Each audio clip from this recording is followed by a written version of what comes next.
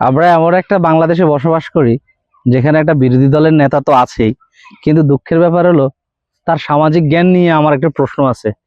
দেখেন, কয়েকদিন আগে যখন আমাদের নির্বাচন হয়েছে বাংলাদেশে, তখন ভোলাতে একটা অনাকাঙ্ক্ষিত ঘটনা ঘটেছে বলে যে সকল নেতারা ফেসবুকে শেয়ার দিয়েছেন, এবং দেখলাম জামায়াতের আমির সাহেবও শেয়ার দিয়েছেন, কিন্তু ফ্যাক্ট চেক করে না দিয়ে উনি এটা বিতর্কিত হয়েছেন আমার কাছে মনে হয়।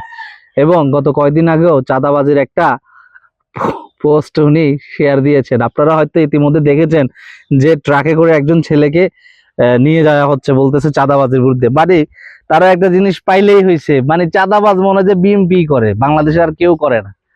এমন একটা অবস্থা যে কিছু একটা পাইলে কে দিল না না দিল সেটা না দেখে সেটা বিএমপির নামে গাড়ে দেওয়াটাই এখন মনে হচ্ছে যে জামাত ইসলামের তাদের বট বাহিনীদের একটা সামান্য একটা চেষ্টা। তো আমার মনে হয় বিএমপি সরকারের অবশ্যই দরকার এরকম একটা গুজব গুজব বিরোধী একটা সেল তৈরি করা, না হলে খুব শীঘ্রই যেভাবে ওরা শুরু করছে আমরা একটা বিপদে পড়বো, দেশ একটা বিপদের মধ্যে যাবে। ধন্যবাদ সবাই।